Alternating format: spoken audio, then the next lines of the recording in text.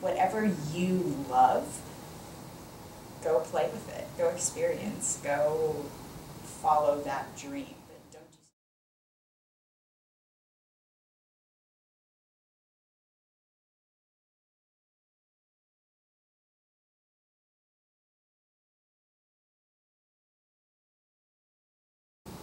we mostly are focusing on looking for people with experience working with young people.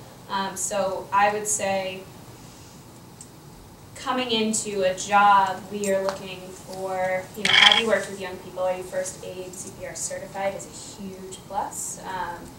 And then it's, what is your perspective in terms of working with young people? Have you worked with under-resourced young people, people that, have higher needs, a high needs population, maybe special needs, or like we have a lot of kids at our center who have DCF cases open, and so we're looking to see that you have a sensitivity there. And so anything that can gain experience, give you experience in working with people from different populations than you, essentially.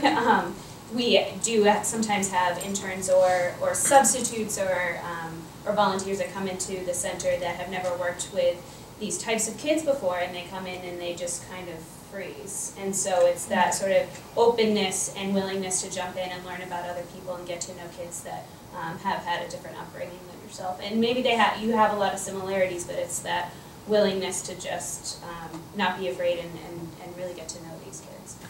I would definitely say something similar as well. And it doesn't have to be a co-op where you get that type of experience. If you are interested in nonprofit work, or you do want to work with youth, for like you would at community arts or at 826 or even an organization like ZoomX, just go volunteer. Anywhere where you really have a passion and an excitement for a cause. For me, it was getting students excited in a whimsical and magical way about Bigfoot and creative writing. I thought that was incredible. And the tutoring program and proof was right there. Students who immigrated to the country speaking no English 6 months ago are now on the honor roll. That is a tangible improvement that I was thrilled about. So getting my hands in and volunteering and having access to those communities and just experiencing something different really got me excited. So if that's what you're interested in, go do that. Or volunteer is a great way to get experience on your resume. It doesn't necessarily need to be a job or an internship if you don't have time or if it's incredibly competitive. So just go out and explore in a volunteer capacity, especially in the arts organizations. Everyone's always looking for more support. I'll just say that my work has been a little different because I don't do direct service and I don't work in programming. And so in fundraising, although I started out at a youth serving organization and now am at a general population serving organization, I will say that kids terrify me generally. I like the work that serves them. I like to watch them seeing the service. I like to hear about the end result. The thought of interacting with them makes me a little nervous. I'm the youngest child. I've never had to babysit. I'm the youngest cousin. I don't know what to do with kids.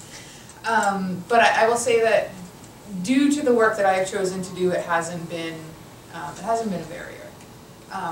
And I will say that with the smaller organization, I think it's probably true for all of us that you learn about the other job functions that are getting done. And so if you're really interested in programming, if it's a small organization, it's totally okay, I think, to apply for an entry-level position in development or admin because, the reality is that you're going to get exposed to that work anyway. And once people get to know you, it's not so hard to move around.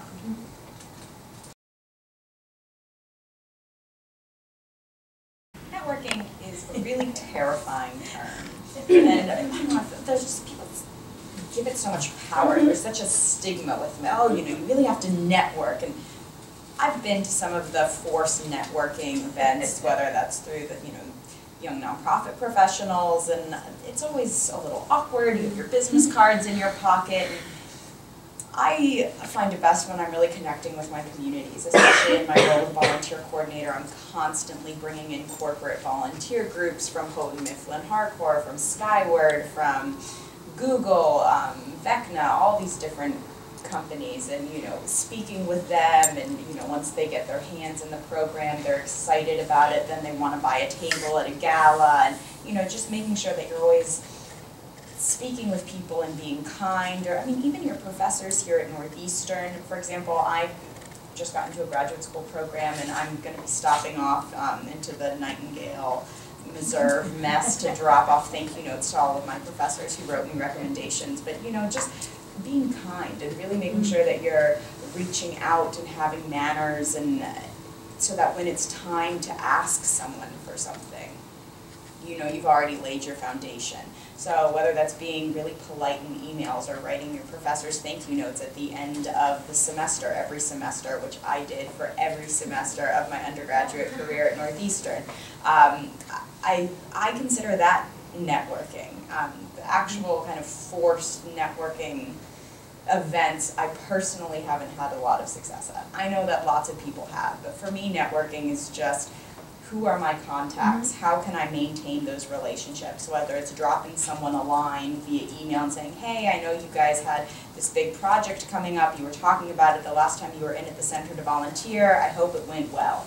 And to me, that's maintaining those relationships and networking, and that's something that grows. When you're graduating from college, you aren't going to have this massive network of people that you can reach out to, but it forms. Whether it was your co-op advisors, stay in touch with them, or the people who hosted you at co-ops, your supervisors there, your professors, those are all people who are a wealth of resources for you.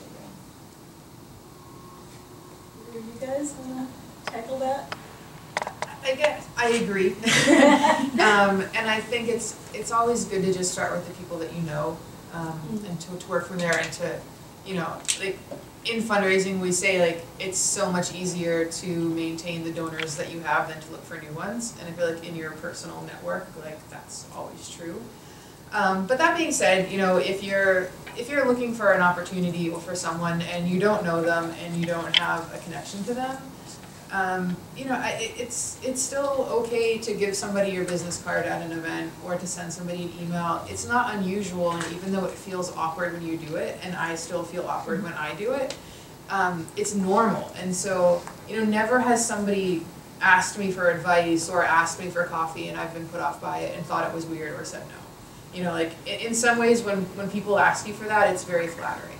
So it feels awkward when you start doing it, but know that it's not, and it doesn't make you look bad at all.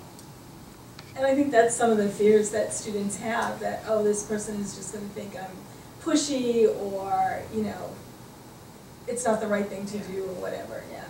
I mean, there is a balance, don't be pushy. Like, don't say, hi, I need a job. Just be like, hey, I'd love to hear your thoughts about youth arts programming because I like that you did this, or what, like, be specific. Like, don't ask for much more than advice, the first time, obviously, but people love to give advice. Yeah, I don't think those like forced networking things are good. I agree. Start with the people that you know. But I always found that I went to a lot of events, and like events are like natural networking opportunities, and there's usually like food there, and there's just like there's things to watch. So like I would always go to any community arts event like in Cambridge and Boston when I was in graduate school that was available, and all of my classmates and I would go. And we'd go as this group, and we'd be like, oh, we're community arts master's students. And then like 5 minutes later, the executive director of the organization would be like, really? Hello, I want to talk to all of you. Because like, how great that you came and you bought a ticket and you supported this event. And you frequently just sometimes you'll be standing at a round table and the person you're talking to is on the board. And that's a really great way. And then you're also you're showing them that you really care about what they're putting on. If it's like we have like openings, like we do mural projects, and we have mural openings, and they're open to the public, and anybody that goes on our website is going to be able to see that those opportunities are available. And I just say go to them, because at the very least, if you don't meet anybody, the next time you meet somebody from that organization, you're going to be able to say, hey, I actually came to an event and I saw this, and then you have a natural way to facilitate conversation.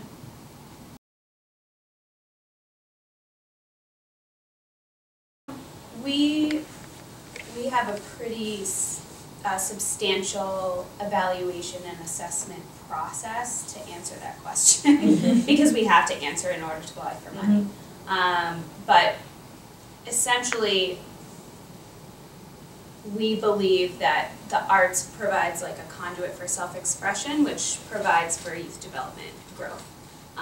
We also provide resources to the kids to make healthy choices, to form a network in their community, to build their friendships with one another, and we just happen to do that through the arts. There are other organizations that have a similar foundation in youth development, but may do it through self-defense, like Girls League, or Science Club for Girls, who does it through science. Every organization obviously believes that their choice of methods are best. So obviously I believe the arts are the best. But you know, we do have kids who sometimes really don't want to make friends. They don't want to engage with other kids or adults, and suddenly you put, you know, clay in front of them or art materials, and that's something that they can engage in safely, and it, you know, allows them to come out of their shell. You know, we have kids who believe, like, dancing for them, they believe is their ticket out of Cambridge. You know, they really think that they're going to be on So You Think You Can Dance, and that's really what they believe. And you know, they can, I think too, they can see what they're doing modeled in like pop culture a little bit. You know, if I'm a great artist or dancer, or we also teach media there, so they're making music videos and photography, and I think because they see it modeled in like their role models, which can be the same for like athletic programs as well, because they do see pro athletes, it provides them with people that they can aspire to be, and that we see is particularly true. They don't necessarily see that, like, if you do pursue a career in the arts, you're not going to make a lot of money. That's not something that they necessarily understand. But usually what happens is that they become engaged in an art form, and it allows them to sort of come through their adolescence safely, I find.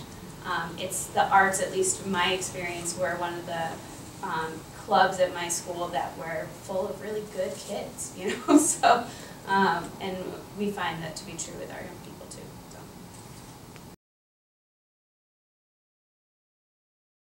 so. Well, we frequently bring that into all our curriculum, and so when I review curriculum, I want to see, you know, what values are we teaching, and how are we teaching them to respect one another and themselves, and that we have lots of like teaching tools that we use to encourage them to be able to make those decisions. And one of our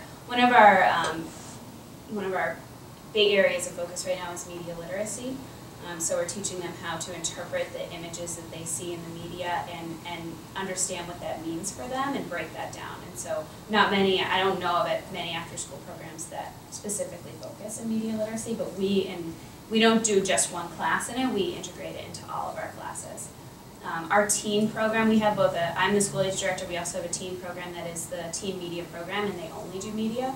And so the idea is that by the time that they come through the school age program and they're 13 years old and they are now in the teen program, that they know media literacy, like deep down, they can really filter out all those messages and understand. And we have a film festival called the Do It Your Damn Self Film Festival, which is the longest running youth curated film festival in the country. And it was created when girls, it was like 18, 19 years ago, I think, young teen girls in Cambridge saw that they weren't reflected in the media and decided to make their own films to show themselves because they didn't see themselves reflected, and it just grew out of that. So it's something that we strongly believe in.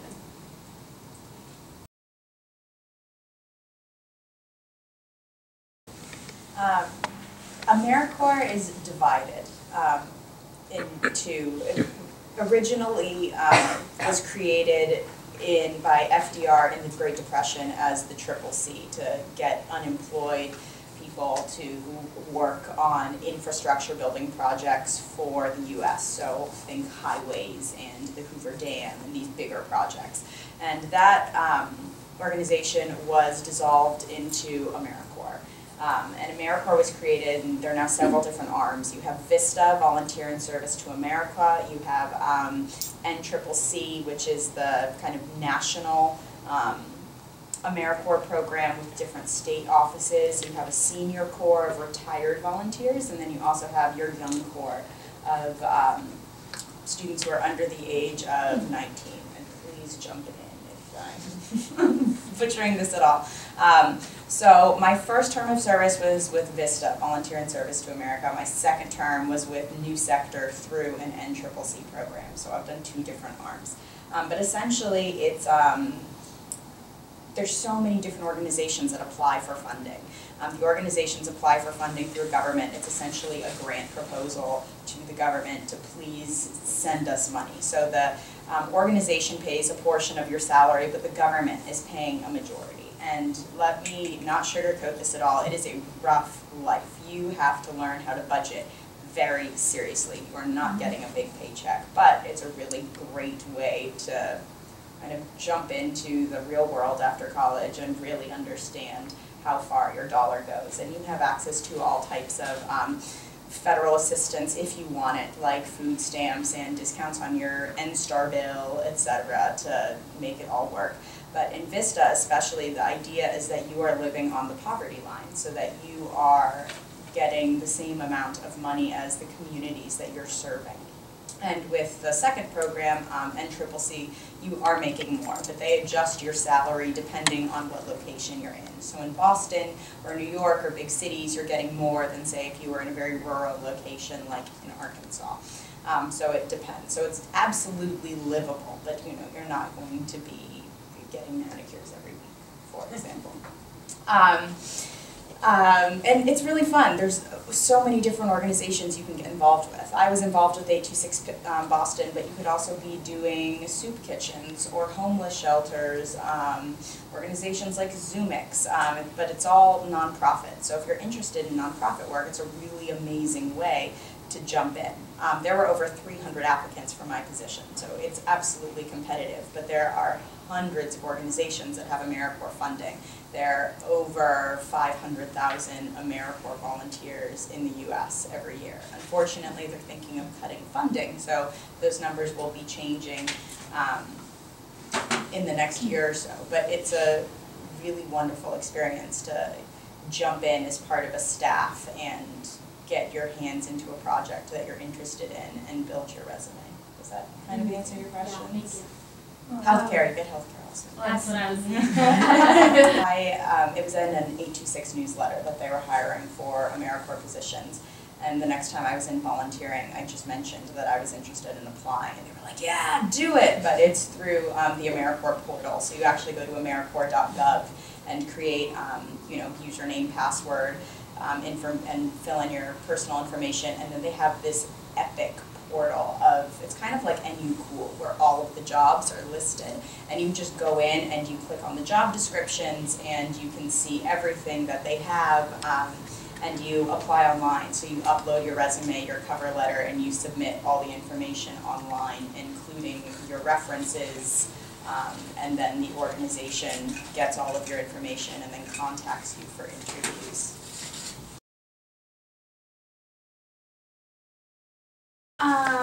Yes, I mean, none of us at my organization come from a business background at all. Mm-hmm. We come from either an arts background. I have like an administration degree technically as my undergraduate, and really it doesn't mean that I know a lot about business. And so when we are looking at our strategic plan, or we're looking at our financial stability long term, we don't necessarily have the perspective that somebody may have.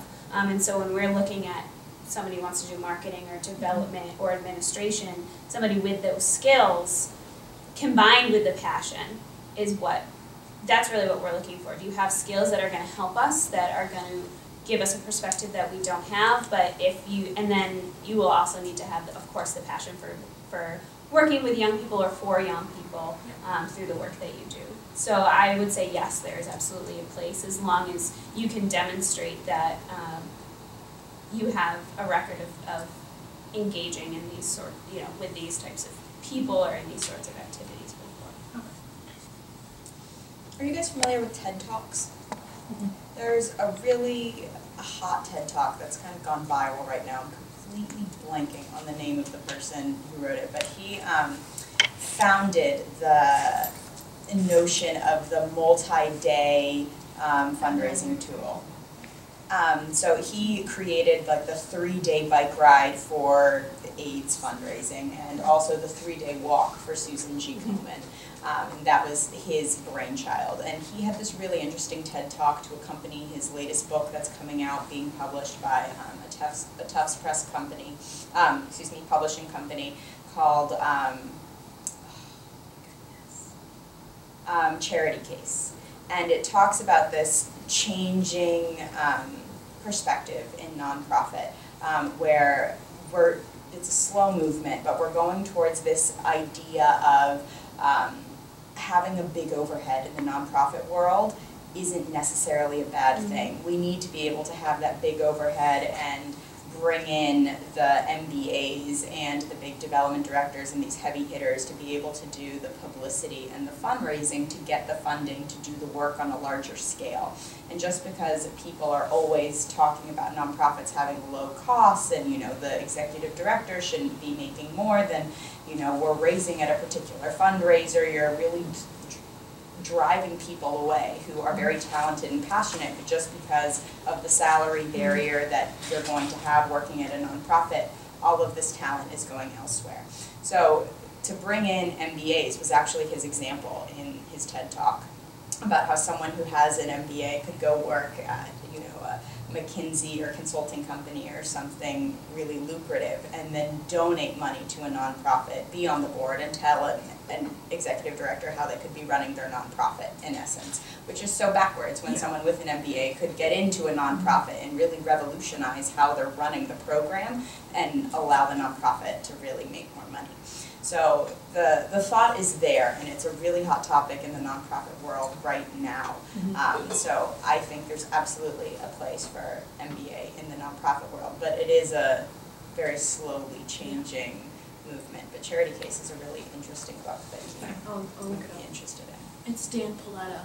Dan Paletta. Thank you. There's an author, Robert Egger, who has a similar book called Begging for Change, and he talks about how he wants to change the term from nonprofit to community corporation because it feels like nonprofit just pretty much sends a message that like we don't care about making any money, which is not true because how are you supposed to grow? You know? Like we absolutely must have zero. We need to be in the red at the end of every year because we suffer. You know, it's like there's a bit of martyrdom in the nonprofit world that like it doesn't do us any favors, essentially. And that's really just their legal structure. I mean, it really doesn't have anything to do with whether they can make money or not. They just can't pay it out to stockholders, basically.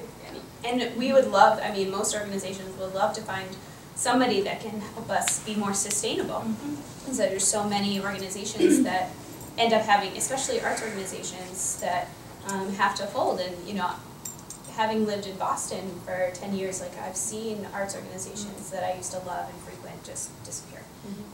And to be able to actually be able to have money to put back into programming at the end of the year is fantastic. And there aren't a lot of people out there in the field that think about that sort of thing. Most of us are too busy thinking about, you know, what kind of, you know, what sort of finger paints are we going to buy tomorrow. So.